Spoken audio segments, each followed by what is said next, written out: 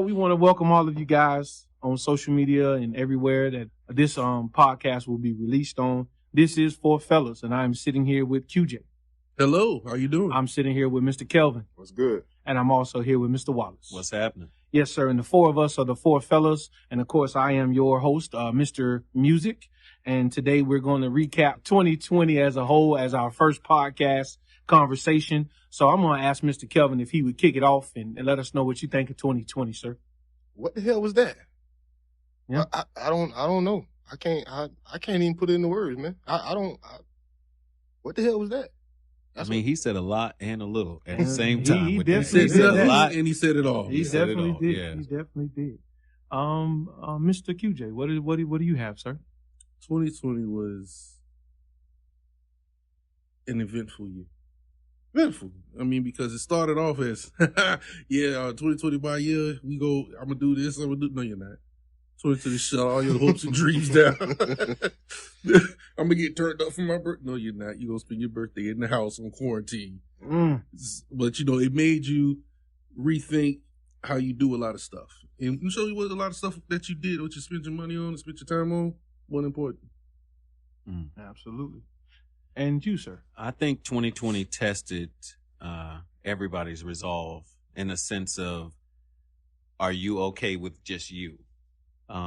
You have the quarantines, just time alone. It tested mothers, it tested fathers. Can you be a mother, a father, and a teacher as well? So I think it just was a testful year. I do think the only thing that went up besides corona cases was divorces and pregnancies. So that's probably heavy. it. That's probably it. That That's is the- hashtag. That is Say truth. that. That is the only Hashtag thing that truth. went up was divorces and Hashtag pregnancies. facts. Yes, sir. Yeah. Yes, sir. Well, I can concur to everything you guys have said. 2020 has definitely had its Mike Tyson effect on us all. It didn't just want to knock us out. It wanted to bite an ear off. It wanted to replace everything that we thought we knew about life and show us that even the simplest things that we learned in kindergarten still need to be done as an adult. Did you wash your hands? That's dope. The fact that we had to make a political statement with that. Yeah. Did you wash your hands? Yeah. It's amazing how many. I still go to the bathroom in public, be like, "Hey, that dude didn't wash his hands." Yeah. He went to the food aisle in Walmart. So now we know who the police is in the bathroom. Exactly. Yeah. Hey. Rear, pull over, sir. Need to put his hand sanitizer on. Yeah. I will say I find it interesting. I don't know if I know it was an exceptionally difficult year, but I don't know if I made it a horrible year until after the advertisements, though. I hadn't equated a horribleness to it because, it was something medical and you had the pandemic. It wasn't like, just random things were happening. That was a serious situation. But I noticed even the advertisements are saying, 2020 was this, 2020 was that. So, which means that millions, if not billions of people thought the same thing because they're not going to make a commercial about it if you're not feeling that way, Absolutely. Absolutely. And, as this is our first conversation, I don't want to get too far away from us putting in the implications of what this Four Fellas podcast is going to be about. So as we kind of, in a sense, backtrack, fellas, individually, respectfully, kind of introduce yourself and explain why this podcast, Four Fellas, is important to you. Who want to go first? To me, I'm personally, I think it was important to me because I wanted to have a platform not only for myself but for other men to be able to just come together and relate. As men, we don't talk about much, we don't really vibe too much. My business is my business, and we got to get past that. We got to get to a place where we can have a unit where we can come together and everything can just be on the table, and it ain't gonna be no judging, it ain't gonna be nothing. It's just I'm talking to my brothers. So if that can start here and go out there, that's a plus for me. Respect. Yep. On that, same thing for myself is we needed a place, and not dissing anybody, but women have plenty of platforms to get on there, how they feel, big, their sisters' voices and They're praising each other. They're helping each other. We as men tend to knock each other down a lot. You know, oh, because you do that, you a punk. Don't cry in public. That's punkish behavior. You know, but we need to let go. We need to learn how to let go. We need to become in touch with our emotions. We need to become in touch with one another. And this is a platform where I feel it can be accomplished. You know, not just, you know, we need that spiritual, physical, and emotional outlet for all of us.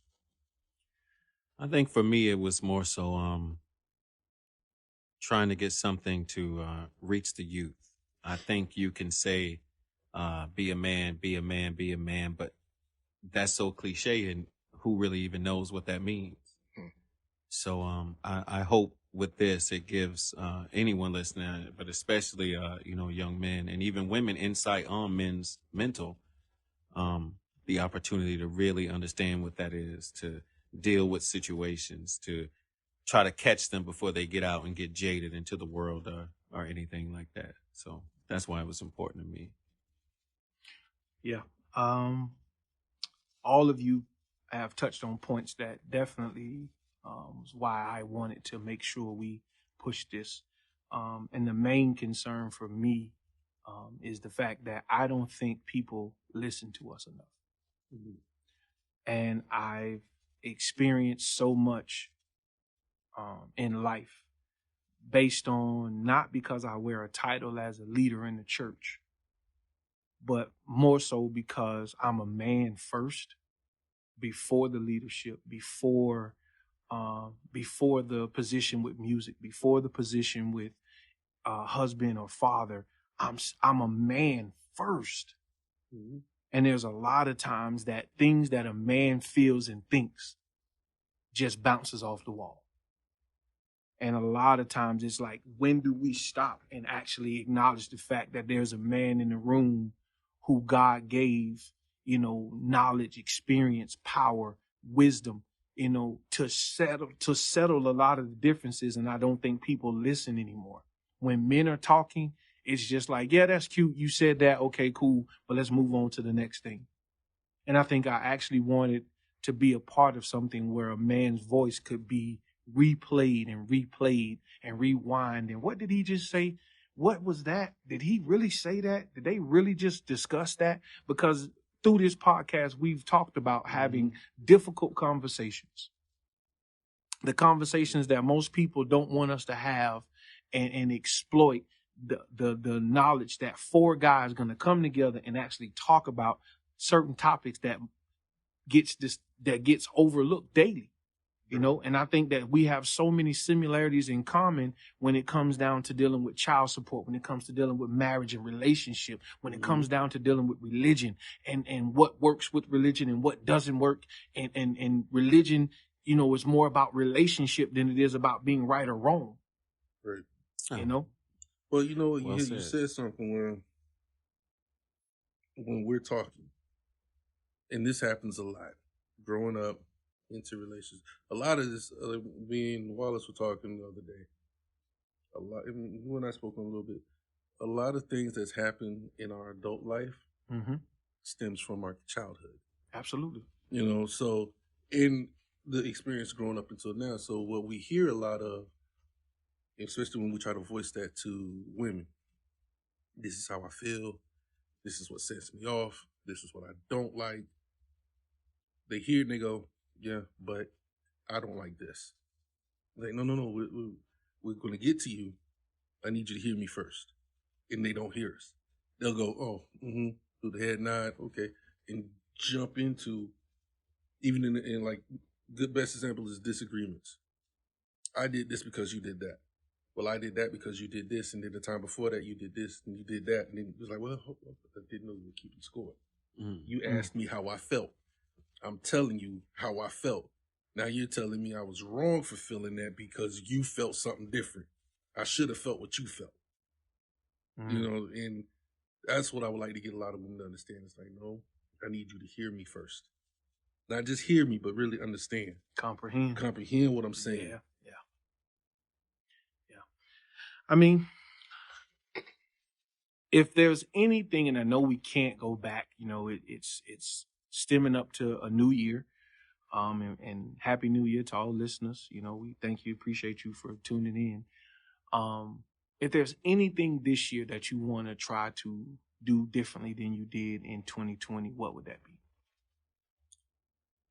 I myself, I want to better myself. I'm always looking for something to be better at. In this year, not just do it, but execute on doing it. You know what I mean? Learn it, bring it in, and then see where I can put that out in my life. I want to be a better father.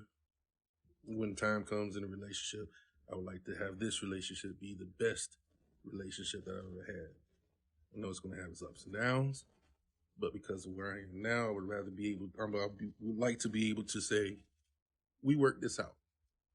We got mad, we got upset, but we didn't start digging that dagger in each other. You know what I'm saying? We was okay. We see yelling at each other and fixing this. Take a break. You go to your corner, I go to my corner. Mm-hmm. Show my son, this is how men handle stuff. We do cry. We do get emotional. It's not just bottle it up. I'm gonna punch a wall. We're not all Hulks. Mm-hmm. So and then just the relationships with family, period. What this year has shown me, I just lost another aunt. Condolences to you and family. Out of nowhere. And it seemed like last year it ended the same way. And this year's ended the same way. But it shows we have to really reach out there. If you love somebody, tell them you love them. If I miss you, I miss you. If I want to call you, I'm going to call you. I call you two a lot. Hey, what you doing? Change my phone number. Why are you calling me? Hey, I just want to tell you I was thinking about you. I ain't want nothing. Just want to tell you I was thinking about you. And that's it. I would like to have that establishment. When we get on the phone, talk all day long. That's true. It's amazing how we feel like that's not something that we should do. I'm always blown away when Q calls and I look at it and I'm like, man, that say 58 minutes and 34 seconds, brother. I'm gonna get off this phone. I'm a little uncomfortable right now. I mean, I can't let it get to an hour. I can't let it get to an hour. So I got to cut it off. You hit an hour, man. We need to check stuff. Man. Yeah. I mean, I don't know which one of the guys will have a reply, but for me, for 2021, I've been wrestling with this balance thing. Mm-hmm. Is being a man that's multi-talented, multifaceted, it is extremely difficult to be everywhere all the time.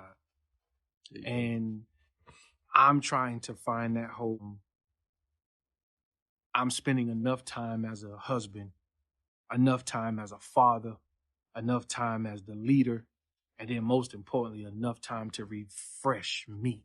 There you go. Because a lot of times I'm giving 5% here, 10% here, 20% here. Maybe today I got enough sleep yesterday. Now I can give 30% here.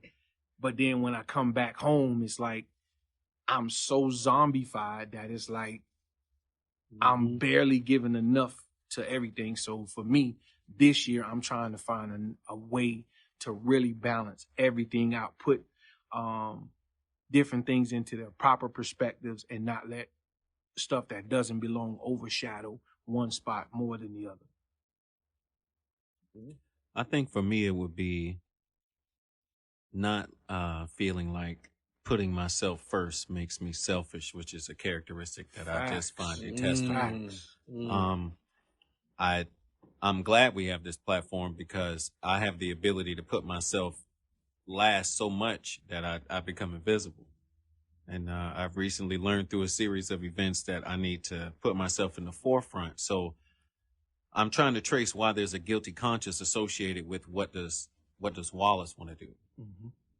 So I definitely would like to work on that and not feel bad about it, not feel like, okay, there's something I could be doing for somebody else. Or there's some people I could be helping. But I realize now you definitely can't continue helping people if you're not taking care of yourself. Man, I So, just posted that the other day on social media where it says that you want to see everybody eat. Doesn't mean you got to fix everybody's plate. There you go. Man, Yeah. when I read that, I copied that screenshotted from somebody else's page, and I had to repost it because I feel like that. Is that when I mention what I like, what I want so much, other people be like, but we not talking about you. We talking about me. Mm-hmm. And then I feel bad because I'm a caring person that is like, oh, you know what? They right. We dealing with their situation right now. We ain't talking about me. So I feel you on that one heavily. I'm definitely trying. But see, you know what you said. We've had conversations about that. Mm-hmm. We've had conversations about that. And on different occasions where I had to learn that a little further back. When the first time I hit rock bottom, didn't have a car, didn't have a place to stay, child support building up because I can't find a job. And you go to your friends, you think of your friends, the people that you poured into a lot, and they shut you down. Oh, I ain't got time. They got a car, and you say, hey, I need a ride to school. And no, you don't know what time I got to. Okay. So you sit there and you're like, you know what? It took me about a year or two, but it finally hit me. You go first. You go first. From now on, from this point in time forward, not being selfish about it, I take care of, my mom, my sister, my son, my kids, take care of them. But when it comes to everything else in the world, you come first. If I'm tired, I'm not going to get out of my bed to come help you move. I'll be there when I get there. I told you I'll help you, but don't take control of my time. You know what I mean? When you said that, that's what I mean. It's like, it's hard to get past that, but once you get past it, the world will get along. They'll get along just fine because they'll find another way. Trust me. That's a good point. It's on you, Kelvin. 2021. Personally, I think 2021 will be like a huddle up year for me. I mean, I spent so much time, like you say, just being there for everybody else and trying to I was working 2 jobs and I had to realize sometimes like you can stretch yourself out too thin and not be getting nothing done. And it's like you said earlier, like, sometimes I done had days where I didn't sleep, but I worked. Yeah. Who did that benefit? I mean, of course, I got a check. Yeah. But that ain't why I'm doing this. Right. You know what I mean? Like, I want longevity in the mind. I want other things besides the financial gain. So I think for me, 2021, I want to definitely huddle up to myself and just rethink, replan, come and go harder with that. And spend time with family. I mean, I got family members that's homeboys that ain't got grandmas and ain't got aunties. And here I am, I got my grandma still walking around doing good. My daddy doing good. I ain't talked to him in 2-3 years, but he stay 10 minutes away from me. Stuff like that bothers me. So, it's like I want to just try to work on that. Put aside anything that I might have felt against people or why I can't make the time to go see a loved one that's 20 minutes up the road, but I'm going to this job for 60 hours a week.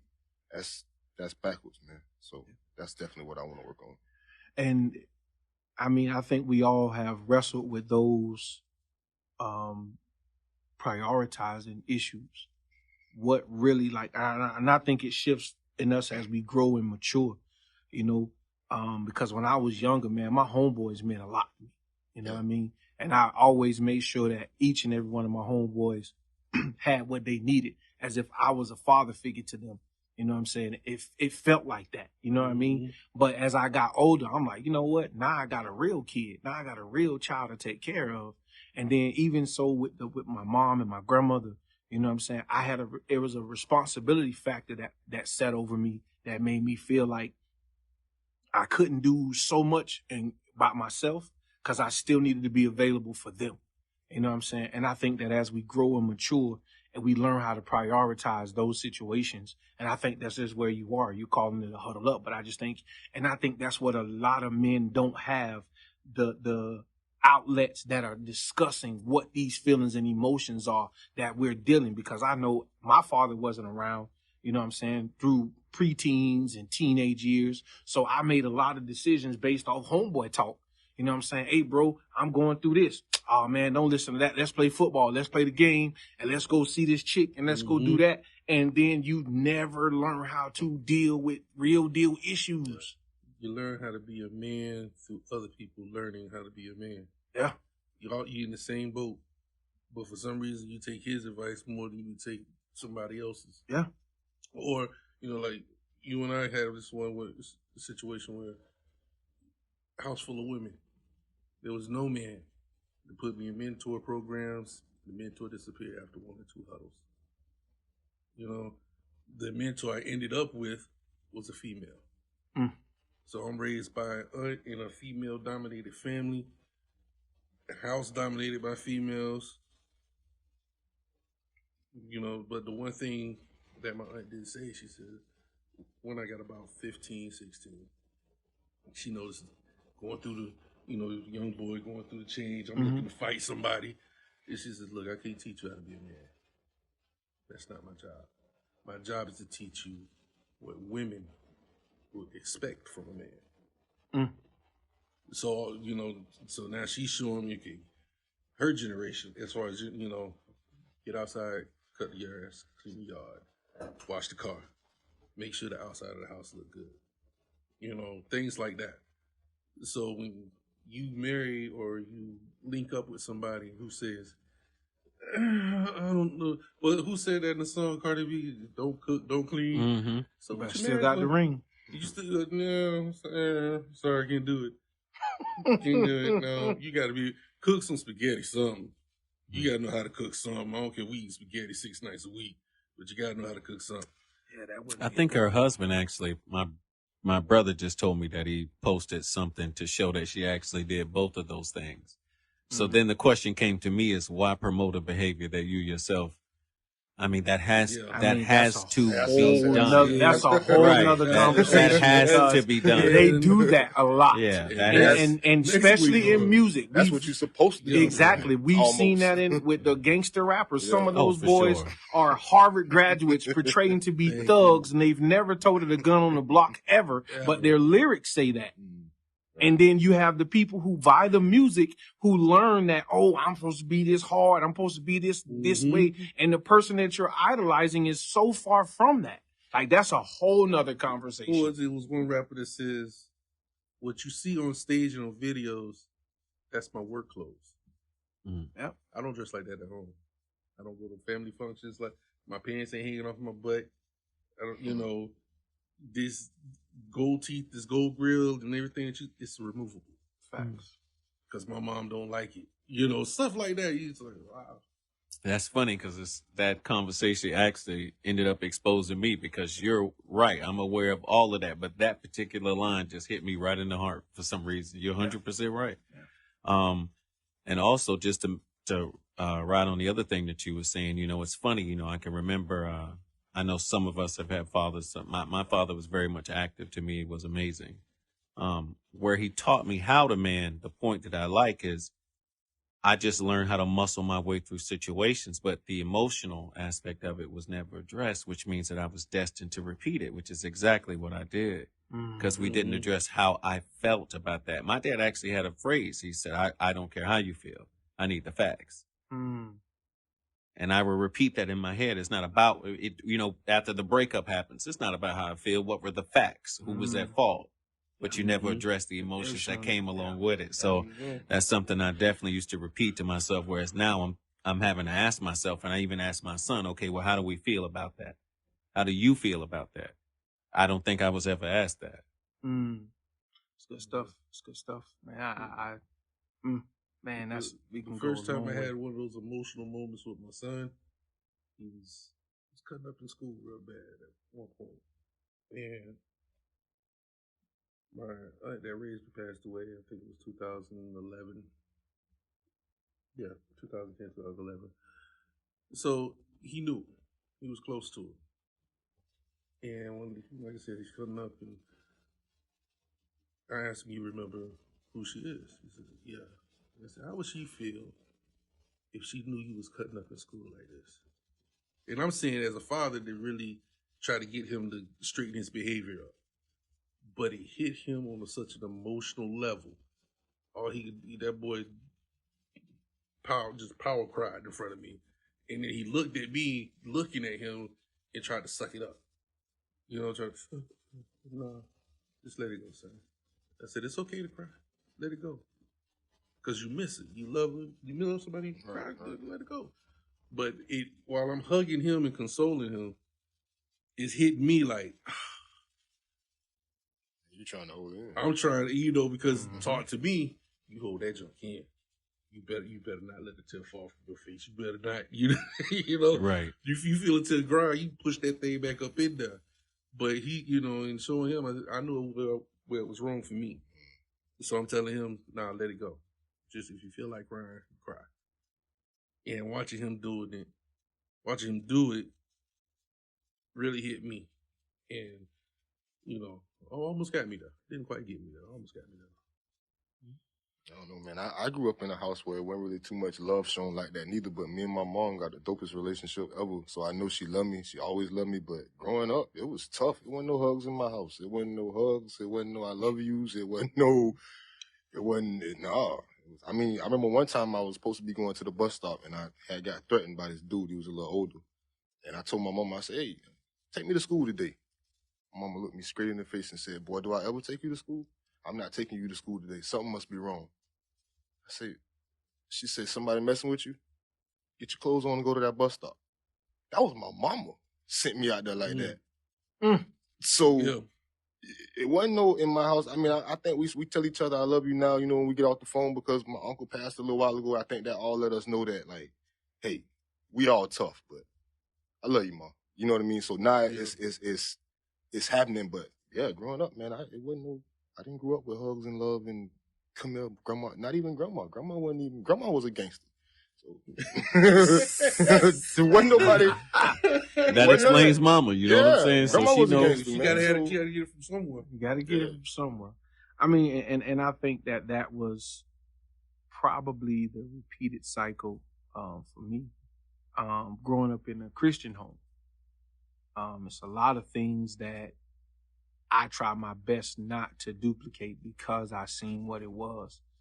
And part of that is like what Kelvin was saying, is they did show love, but they didn't verbalize that I love you. They just supplied the food, provided, gave you a great home. Holidays was great. Everybody at our crib, we got a bunch of people over to grandma's house and everybody there. So we knew we had love in the family, but we didn't verbalize what the love was. My grandmother was different from me. My grandmother told me she loved me and she expected so much from me all the time. She was a different type of grandmother. So she verbalized to me expectations and different things of this that was on my life. She wanted to see them come to pass. You know what I'm saying? So I got it from her. But the two people that I really needed that from early on was Mom and Dad. And they were just, the providers. They provided the good life. They showed me, hey, we got 3-4 cars outside. We got the big house. We got, we good. And then when that goes its own separate direction, now I'm like, we really wasn't good. So we should have been verbalizing something. Well, mine is, I don't know. It was 10 of us. So 10 in a 2-bedroom, 1 bath, maybe 800 square foot home. I think prairie over there. I would ask my dad, being born in the 80s, that was something that was done in the 50s. Why would you keep making these children? I don't understand that. You know what I mean? And I'm wearing these, Payless shoes. They're grilling me out here on this bus. You know what I mean? Like a lot. And I really appreciate my dad. You know what I mean? He just encouraged me to develop character and that would go away. But now, as a father, I think back that he really was just embarrassed at the fact that he just couldn't do it. And I understand that now. He's since passed, but I wish I could talk to him to tell him, I definitely understand that. It was different. So I think I'm thankful for it. He told me I would be thankful for it. I do appreciate it. It's the reason I'm not selfish. Because with that many siblings, if you don't know how to do nothing, you know how to give somebody something. Give somebody something. That's Even if just it's what your it last is. piece. Even if it's your last piece, that's Let me just get what it 50. is. My dad was Let me get famous for the $50 from my dad was famous for the phrase. I like that. Just ignore that. Right, yeah, I'm just letting that go over there. Phew. My dad was famous for the phrase, if one of y'all down, all of y'all down. you. And I'm very much thankful for that. I remember I got a flat tire driving to school for the first time, and with 3 brothers and 4 sisters showing up, people actually thought I was getting jumped. Mm. And I had to tell them when they was running over there, no, those are my brothers and my sisters, man. It's all right. So I'm real thankful for that. That's what's up. Well, fellas, I'm gonna let us all have a closing remark on this first conversation. I think it went well. And y'all can all close it out with whatever you want to say to the people. Wash your hands. You gonna bring last year into this year? Are you? I was gonna Wash say your something else, but I ain't gonna say it was wash me. I was gonna say hands. That too. Take pride in the overall washing. Everything. Cleanliness is next to Cleanliness godliness. is next to That godliness. is. That is. There's a bunch of heathens out here. Yeah. Well, man, this is 4 fellas, and we're gonna be here. I don't know how much or how often, but we are here to stay. That's for facts, and this is the beginning. So 4 fellas, we signing off. Deuces. Thank you. Holla.